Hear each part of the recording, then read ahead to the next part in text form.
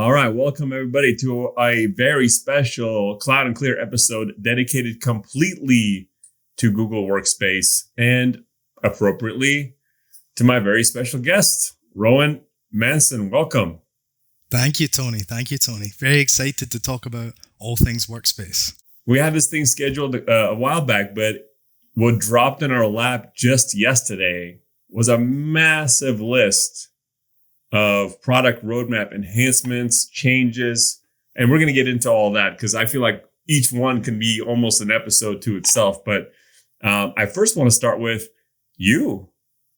How'd you get here? How we met? I think that's its own amazing story. So why don't you give us a little high-level introduction of your sort of career trajectory and what landed you at SADA?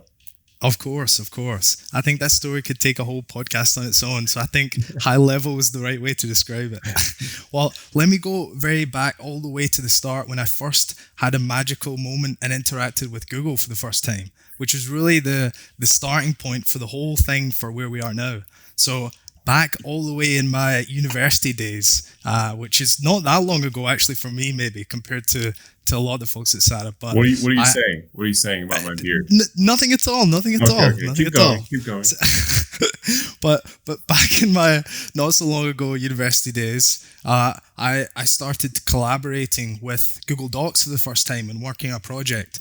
And that was when I saw, up until that point, I had really only experienced the more traditional Microsoft approach of emailing files around and collaborating in that fashion. So to see that transformational shift immediately just by using a different tool and how freeing that was and collaborative, that immediately made an impact on me. So I started using those tools, and then later on, through a consultancy project, I met with a guy called Colin Bryce, who was starting a consultancy around Google Apps. The time. Yeah. Not even G Suite, Google Apps for Work, but all the way back in those days. So started working with him. So even more of the benefit from an organizational perspective of moving to Workspace or Google Apps at the time. So it completely changes the culture. It gives everyone an inclusive opportunity to have good tech tools that they can use to have an impact and create their own projects and do their own work, improve processes. So all of that. And so over time, I graduated from university, became a full-time employee at Cobry, which was the company, and then started posting on LinkedIn, probably too much.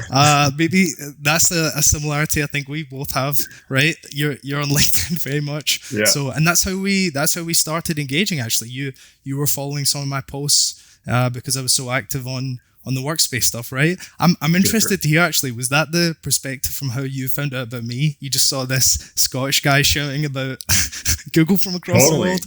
Look, the entire population of people that have deep multi-year expertise and passion in workspace is an extremely small number of people. Or a rare breed, definitely. Yeah, especially... I mean, both parts, but it's almost like concentric circles. You have all the population that's experienced for multi-years. That's a very small number. And then another circle of people that talk about it, like that overlap is tiny. So yes. You stood out like a sore thumb, to be honest. Well, I'm glad.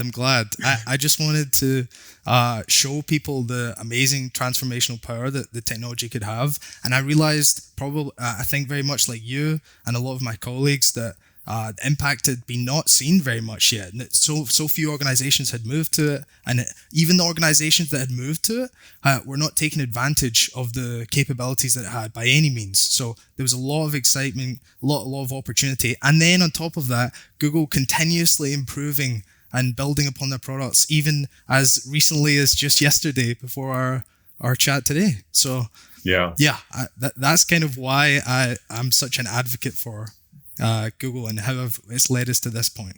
We definitely share that passion. I think that it's one of those areas that is still ground level in a lot of ways, in my view, because I'm sure, like, of course, what we saw yesterday blew everybody's mind, but there's some secret roadmap somewhere. Yes.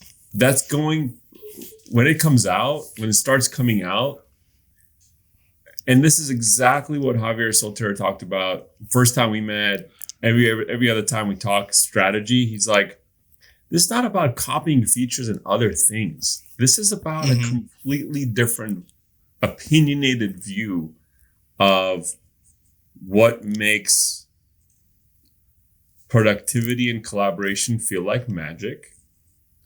And of course, we listen to customers and put like the fundamental things that they want, more than ever today. But I think yesterday's release was the first one that I was like, wow, we just felt the full weight of Javier Soltero's vision and impact. A couple years in, a lot of challenging times with all the structural things that had to happen at Google to elevate to Workspace to where it is, which, Javier reports directly to Thomas Curry, and that's a huge symbolic gesture about the priority of the product. But he's also sort of dotted line to Sundar and everything that's happening with like the Google messaging, Android interfaces. So he has consumer Gmail, Workspace, messaging responsibilities, and also reports to Thomas Curry. And I think that's a very unique position, but really tells you like the scope, and with the scope comes the responsibility that is on his shoulders. And yesterday's feature drop was like, wow, like nothing that we know of is doing the kinds of things that is describing, Yeah, it really feels like with the updates yesterday and the announcements, and we know maybe a bit more about the stuff that is not talked about publicly yet. It's showing, I think, Google are really starting to lead the way in terms of how they think work should be done, how work can be culturally influenced in the way that, if you provide effective collaboration and communication tools to all, you see a completely different way that an organization can operate.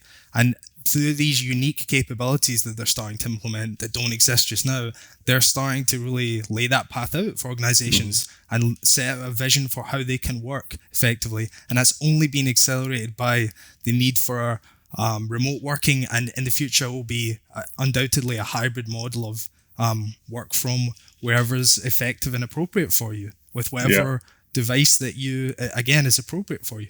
Yeah. No, one of the first things that attracted me to the vision early on, of course, was the real-time collaboration capabilities, which, to be honest, nobody's really caught up to that even yet. They have some versions of it, but the way the Google stuff works is quite remarkable. They've had 15 years of practice, I guess, doing it. So quite a far ahead. But the fact that you could use any device and have the same experience was quite remarkable. The fact that it could be a Chromebook or a MacBook, or it could be a Windows machine, or it could be an iPad, or it could be an Android phone. Like, everybody generally gets the same experience. I thought that was liberating, but now we're extending that to like the devices in the house, your Google Home devices, your assistants, your Chromecasts, the things, that infrastructure that already exists, that does support a very hybrid and complex future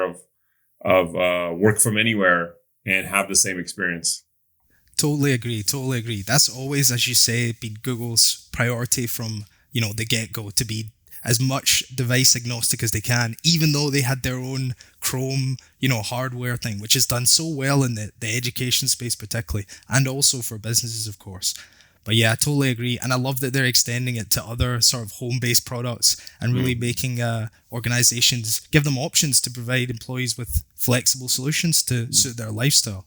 Hey, speaking of Chrome, we can pause and celebrate for a second that Chromebooks surpassed MacBooks as the second most popular operating system of any device that's sold that's a computer. That's pretty cool. That's good to see. Totally agree. I think, more and more people are realizing that they don't need to deal with all of the, hassles that some of the more traditional operating systems provide. Yeah. And because so many things are more browser-based, it becomes a question of what are you really missing out on compared to some of the costs or disadvantages that you have. So it's great news. I love to see that. I used to be a Mac user for a long time, and I've been on Chromebooks of various types for a long time. Right now I'm using Samsung Galaxy i5 10th generation, which is amazing. Of course, I use the Chromebooks Go's and their Pixel books. And I was trying to configure a MacBook that I thought would be as performant as this $699 device. Yeah. It was going to be like $2,700 and I just couldn't do it. I couldn't pull the trigger. I was like, this makes no sense. I totally agree. You can't get better than an operating system that is fully configured and built on the browser that you're going to be operating in all the time and completely wipes out any of the nonsense that you don't need. It's fantastic. It's fast. It's reliable. It's instant on. Not only, I mean, we don't only use Workspace, but all of our tools. We're using this application to record this podcast. Like everything works that you generally would use, unless you're like doing some graphical, intense video editing work. I get why you need something else, but with the whole work from home paradigm shift and then learn from home, you could see why Chromebooks have accelerated, in the way that they have, right? It's definitely a symbol of the pandemic and the lockdown and work from anywhere paradigm has to have impacted those numbers. Totally agree. And surely it's only a matter of time before those more intense activities like video editing eventually migrate themselves up to the cloud and we can enjoy the benefits of that too for those types of applications.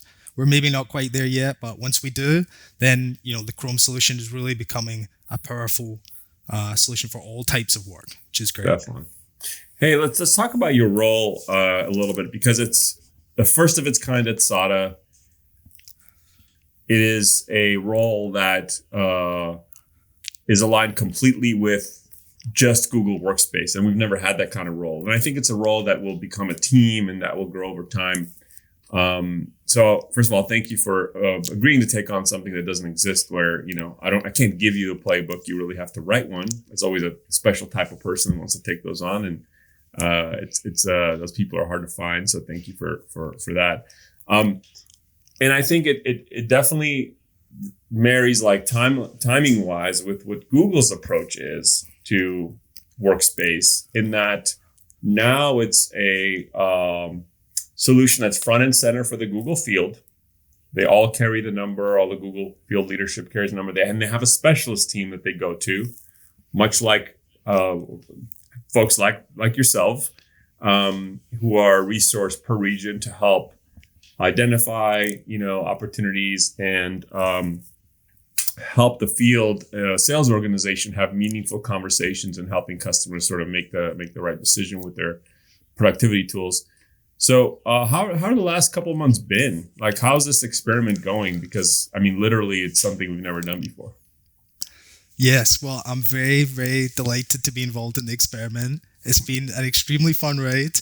There's lots of work to be done, which I love. There's so much opportunity, I think, to so many organizations, even using Workspace, that haven't realized the value of it. But even more so, ones that haven't even heard of Google, what Workspace can offer. And coming from more of a delivery type role, where I'm involved in directly showing the customer how they're going to implement and use the technology, to actually showing them what it's about and how it can completely transform their organization. It's definitely a shift, but a very exciting one for me, because I've always been at the second stage where they already have seen some of the magic and they're now implementing it, but I get to show them the magic, which has always been a bit that I've maybe missed out on. So I've been loving that, and yeah, you guys are keeping me extremely busy. There's lots and lots of Workspace opportunity, and I've been loving talking to customers, showing them all the different features. And of course, they always laugh and get impressed when my Scottish accent gets a bit out of hand, when I get a bit passionate about the tools, That's always a good talking When you get point. super passionate, you mean you can't understand Rowan anymore when he gets really passionate? Is that what it exactly. is? That's okay. We'll take it. You'll sound like a Canadian probably soon enough. Because it's your environment's going to be influential pretty soon. But no, I love your accent, and it wasn't purposeful. Look, but I'm telling you, yeah, we didn't seek out to go import somebody from Glasgow to come to North America, but that's truly how rare the combination of skills and talent are, that we're just going to go and I'm so happy you were willing and able to move to Toronto and we gotta get the best talent wherever they may reside. It definitely feels like I'm totally perfect for what I should be doing, and that like this is my mission in life to convince as many organizations as possible that they need to use Workspace. No, that team is growing on the delivery side too. Nikki, Kelly, Veronica are all hiring pre-sales engineering leadership, change management, adoption leadership, because you're right. We are experiencing a groundswell of new opportunities. And I think it's, again, testament to not only the roadmap, but, when Diane Green arrived at Google Cloud, her main priority was getting GCP up to a level where it could go toe-to-toe with AWS and Azure. And I think she largely accomplished the foundation of that. And of course, TK and Rob have taken it further. But there was a little bit of a pause, and I think we all felt the pause. There was a roadmap pause, an evolution pause, a sales focus pause, but now it's totally coming back around, and it makes our lives easier because, if we have the full support of Google's, just power behind us, it's much easier to go and execute. And I'm glad, as I expected, and as I know that you're feeling really, really busy. And I love you're having lots of conversations, which is so helpful to have lots of conversations. And in your engagements, what stands out as sort of, what are people resistant to? Like if you get objections of even doing an evaluation, what do those objections sound like? Sure. I think the vast majority of organizations I've spoken to are feeling a lot lost in the sea of different tools they can use and the different demands that are being placed on them by their employees, their teams that need. I mean, after the work from home shift, the vast majority of organizations were not ready for that. And so they had to sort of go into emergency mode to an extent. I mean, the ones that aren't using Workspace, of course. They had to go into a bit of an emergency mode, find tools immediately, like Zoom perhaps, Slack. And you know about this, you call this the luxury SaaS model, right? Which I love. So you're going to be proud of me for bringing that up, aren't you? So nice. What I see very often is organizations not really knowing what their strategy is, not really understanding tools. And so I think there's a big lack of education. And as a result, there's this mass of SaaS luxury tools that are being used that don't really make sense from a security standpoint, cost standpoint, or strategic. It's much better to go with a provider like Workspace, which can cover a full breadth of tools that you need. So this is one of the biggest things that we see.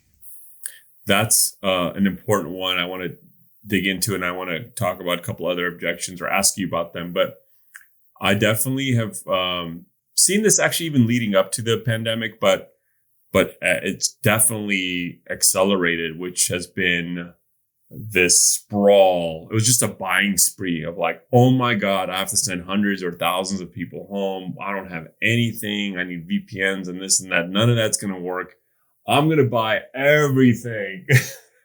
I'm going to buy a digital whiteboard app. I'm going to buy a chat app. I'm going to buy a video conferencing app. I'm going to buy a file management sharing app. And it was like not only a logistical nightmare, but I think a security risk and all these other things that we talk about. So I do sort of press the Google leadership on this topic of where are we going to lean in our view? Are we going to say, yes, Workspace is the best for integrating with all those tools, which it's very good at, arguably better than the alternatives at integrating with other SaaS solutions?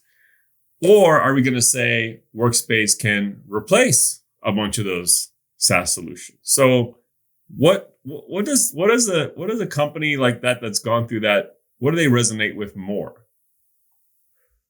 Well, I think once we explain the strategy of Google and Workspace, in that they try and build the core tools and capabilities that every organization is going to need, and then they allow for and encourage and promote an ecosystem of third-party tools that are more specific. And we can, of course, debate what falls into the category of third-party and what falls into core. I understand that. But I think the strategy in general there is solid. And I think Google have delivered on that. They offer, the core tools of email through Gmail, chat, instant messaging, Meet. I agree that perhaps these tools before the big development wave last year were maybe a little more primitive than some of the other offerings. But now, once they've developed and brought in the features for meet and chat, I think these tools are the core tools and functions that an organization needs. And so I would suggest that they can be a replacement for all of the core capabilities, and then you can look at third-party tools to integrate within for more specific types of needs. I think that's a strategy that makes a lot of sense. Security-wise, cost-wise, ease of management, it makes a ton of sense. Hey, you articulated that really, really well, actually. Probably better than I've heard Googlers articulate the strategy. That is very well put.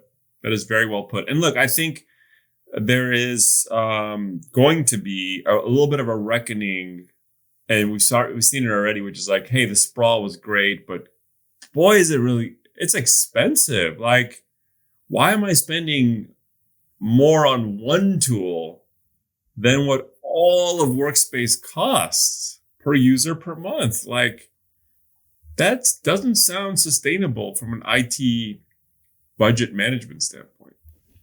Totally agree. And Workspace has much more capabilities than I think the general business population believes. Like, it has all of those core tools I mentioned for communication and collaboration, but there's all sorts of other tools and capabilities like the admin console, having parts of mobile device management, Chrome device management, Windows and Mac device management. They have things like Beyond Corp that they're working on. Yeah. So ways that you can integrate your entire security setup, even tools that aren't included in Workspace or Google Cloud.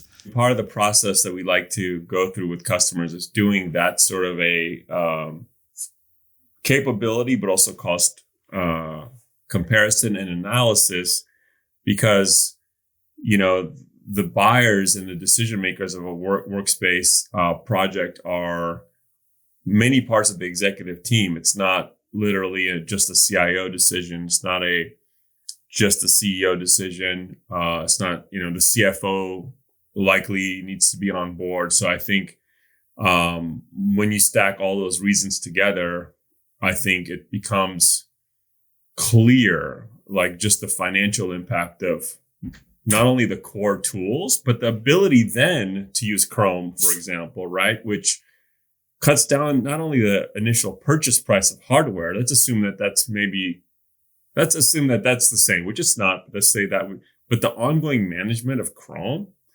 becomes nothing. So it has like a domino effect of like, okay, now our security posture can be like this. Now our device strategy can be like this. It has these downstream effects that I think, again, unless we educate the market, they're not clearly fully aware of. Yeah, totally agree. There's so many hidden costs that aren't necessarily, the direct license comparison or hardware comparison, the initial cost, but are hidden benefits that you don't realize. Like the fact that your security is so much stronger means that you have less risk of being hacked, and that's a costly activity to have to resolve. Yeah, There's ransomware. Things like that. Oh my goodness. It's just not a thing in Google Drive or the doc sheets and slides. It's not possible to get. And all of these capabilities like mobile management, device management, context-aware access, where you can set different rules and policies based on behavior and the context of how a user's trying to access data. All of these capabilities are in one admin console under one package. And this is what I think people are definitely not getting, which is a great opportunity for us to educate them on. And we've been finding great success in that. On that security front, now I can talk about it because the story's finally public. But I also love that our Sony ImageWorks story came out, and then Javier had Sony ImageWorks in his product announcement again. That was like SADA customer, for the win. But the story goes that during, Sony ImageWorks has been a customer for a long time. During the Sony hack, ImageWorks was the only part of Sony that was still running. And the only reason they were still running is because they were on Google Workspace. I mean, this is a story that we haven't been able to tell.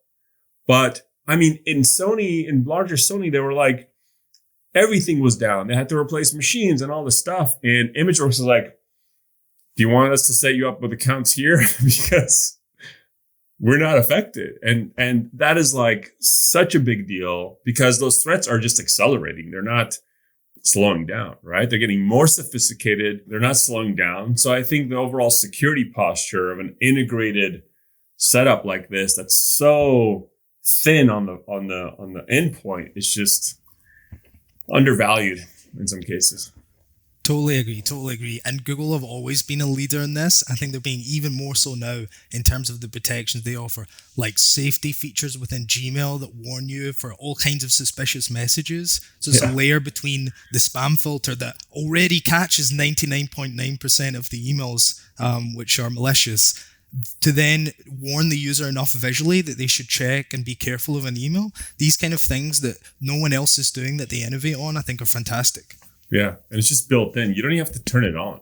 Like those things just come. Enabled by default.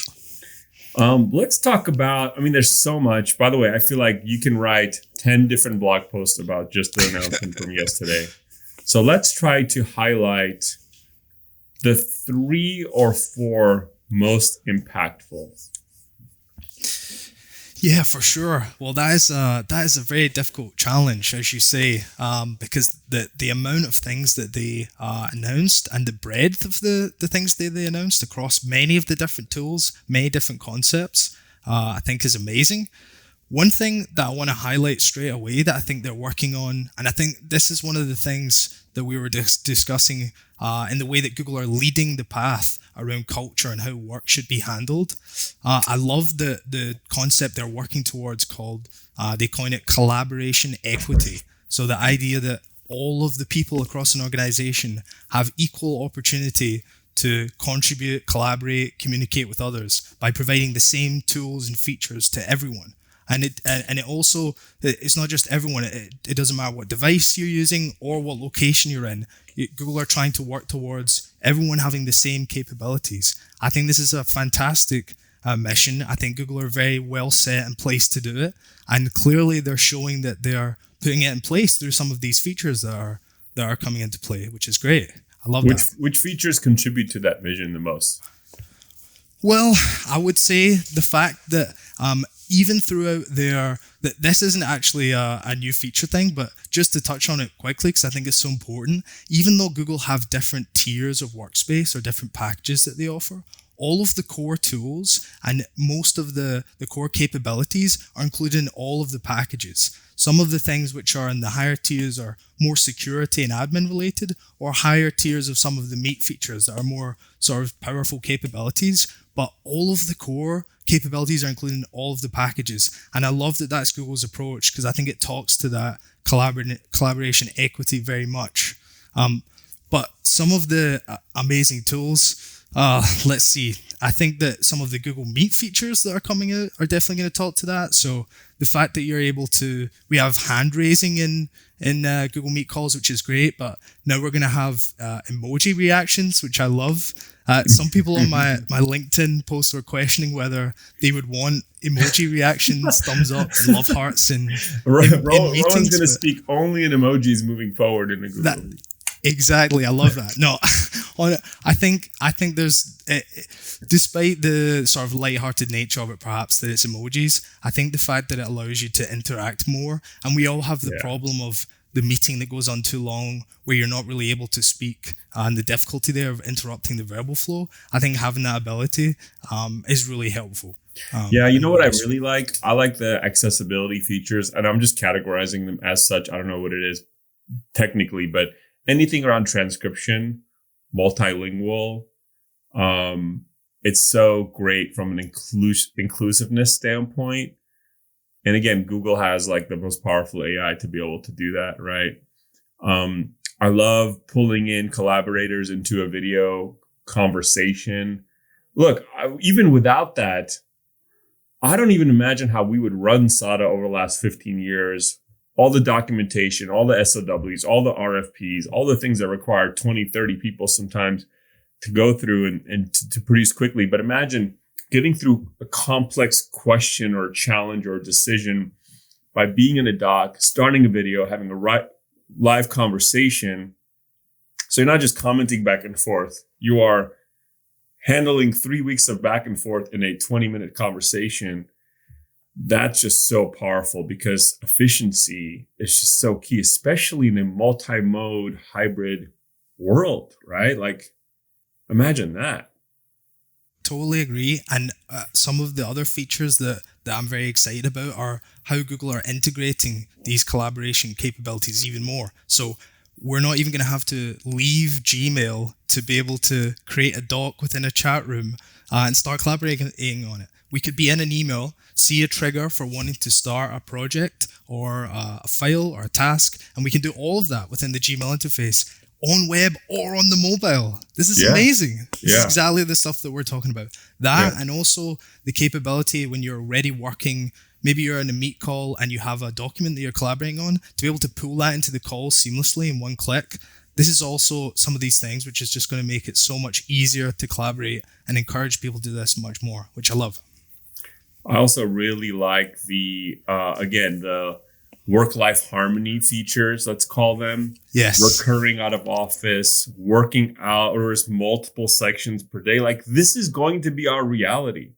I'm working at 6 to 10, and then I got to take 2 hours to do something with the kids, and then I'll be back for 4 hours, and then I'm gone again. Like, this is going to be normal, and it's going to be like a productivity suite that's ready for any predicament. That's where any work style is going to be supported. Location and availability indicators. Right. How nice is that? Like, that's not always a thing. Location is not always something we're able to broadcast. And it's important for context, time zone, and other considerations, right? We want to be polite.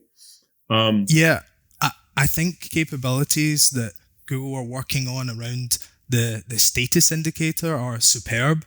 I think this is one of the biggest problems we have, being able to segment our time properly, show people when we're available to collaborate or communicate with them. So, for example, being indicated when someone's in a meet call or they're doing their focus time, this is fantastic. This is groundbreaking. It's going to help people get interrupted less, set expectations better, and achieve being chatted while you're in a meeting. It's not only a Pavlovian response of wanting to, but you also just want to seem responsive. But if someone understands, like, hey, you're trying to be attentive, then I think, and for that to occur automatically, so you're not even manually changing your status, I think is so powerful, such a great way to use the data that exists in the singular platform. Like, of course, the system knows when you're in a meeting. Speaking of data, the user is also going to get a report of next to their Google Calendar of their workspace usage, and where Google are giving their little marker of culture, of how they want to lead the culture of work there, is that the report is only visible to the user. It's not like a manager has oversight of this. I think this is a little marker of where Google are saying we want to give the user information and let them make decisions which make sense for them. And I think that's a very modern, good, effective approach to work. For sure. I want to talk about 2 commercial and 1 education things. 1, I love Essentials now, including chat, Jamboard, and calendar. Absolutely. 9 months ago, when there was like this other idea of an essential SKU, all of us who knew anything about the platform were we're like, what do you mean you're not going to include those things? And now it's there, which is, again, Workspace, not wall-to-wall email replacement for every organization. It's fine. Start with a group, start with one department, whatever. And you don't have to have a big old IT project around mail routing and stuff like that if you want to activate that. I think it's brilliant. Oh, one more. I have to say, having seen this demoed at a Google office a while back, walking in and saying, hey, Google, start the meeting.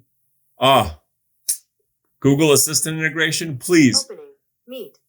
Look, it's actually doing it. No, don't do it's it. Too good. So I love that now Google Assistant can be integrated on some devices with your work profile, not just your consumer profile. Love that. Science fiction. Give me more. Less buttons I have to click, the better in all things in life. And then Google Meet. All the features for Meet. Rowan, tell me, why does anybody have to deploy and pay for Zoom? Why? Tell Yeah, me. this is the thing. So Google Meet was always a fantastic product, very secure, and that's one of the differentiators I'd say against some of the other products. And also something that doesn't get talked about enough. Meet is the simplest product for an end user to use. There's no extension to install. There's no software download required. It works on any of the browsers. All you do is click the link and request to join. You don't even need to have a Google account to join the tool. So it was always great in that aspect.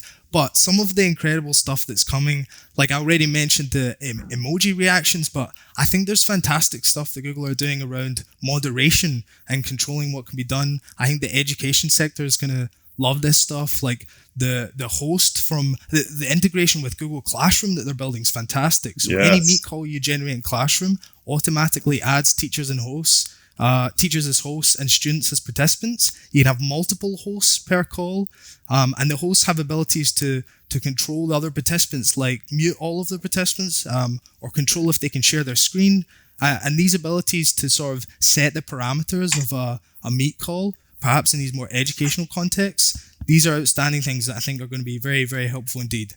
Classroom has taken off like crazy along with Chrome and education. It's really saved huge sections of the education endeavors of school districts. Like they would not be able to go all remote with Classroom. It's really taken off. And it was this product that was used sometimes, but now it's like everybody's adopted it because it costs almost nothing. And now with all these sort of enterprise class integrations with Meet and other things, again, when my kids' school rolled out Zoom last year, it was like a dagger in my heart. But I got it. At the time I got it, I was like, okay, yeah, you can't mute, you can't do that. I get it, yes.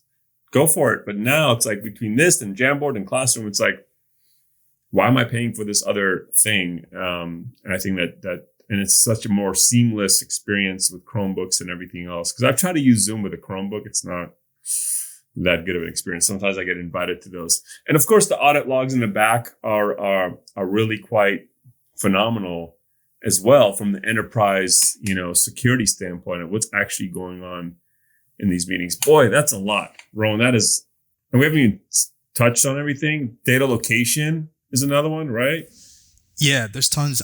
The audit log point is really important, actually, especially for the education sector. They have so many problems, so many. We saw the big news, of course, about Zoom bombing happening. I think that's only one extreme example of a ton of different issues that educators have been facing when they suddenly have to do it all learning over a Zoom or Meet call. So I think that's really important. And there's a great tool or feature within the investigation tool now that allows you to end a call if there's a problem. So an admin can sort of dive into a live scenario and end it, which is fantastic. That's a great capability. So I love that they're working on that sort of less user facing, more boring maybe side of things, but very important and serious. Yeah, no, I'm excited about it. My mission is going to be to get more of the Google stack adopted in my kids' school. Because, I think that's where it starts. And then to be really empowered to talk with our customers. Many, we have hundreds and hundreds of Workspace customers that have over the years also amassed a set of things that plug in. In some cases, it makes sense. Maybe it's Asana, and okay, Google's not going to build that, right? But some of these things, I think, our customer success team, account management team has never been in a better position to have a meaningful conversation of not only, especially right now, saving money for our customers, but also enhancing their security footprint and their identity strategy. And, I think it's just a great time to be at SADA doing this with Google in North America. I'm really excited that you're here, and we have lots of work ahead. And I think for me, what success looks like is in a year from now, you are not just you are a team that supports sales engineering, and we continue to be the leading Workspace partner in Americas, if not the world. And I'm really loving all the attention that Workspace is getting within Google Cloud, not just the product roadmap stuff that Javier is doing, but everything else. I mean, it's a super exciting time. Yeah, totally agree. Totally agree. Like I said, even organizations that are using Workspace, as you alluded to, I don't think they're using it as in the best way they can, getting the most out of it on largely. And also, these new features, they're hard enough for us to keep up with as the geeks that, stay on top of it. Never mind our customers that are doing their own thing that need us to come in and help them use those capabilities. So as Google are accelerating and adding more and more functionality, we need to stay on top of that and help our customers make sure that they use that in the best way and get the most from it. And that's a really exciting thing, of course. We're all in for that. Rowan, thank you so much for being my guest.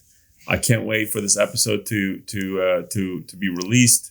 And now I'll let you get back to all the different sellers that are trying to pull you into these meetings to educate our prospects and existing customers on all the capabilities of Workspace. Hey, our job is never done because the product evolves so much. And I'm really excited about what 2021 holds for us. My pleasure. I love it. I must get back to the calls. My calendar is overwhelmed at this point. Thank you so much.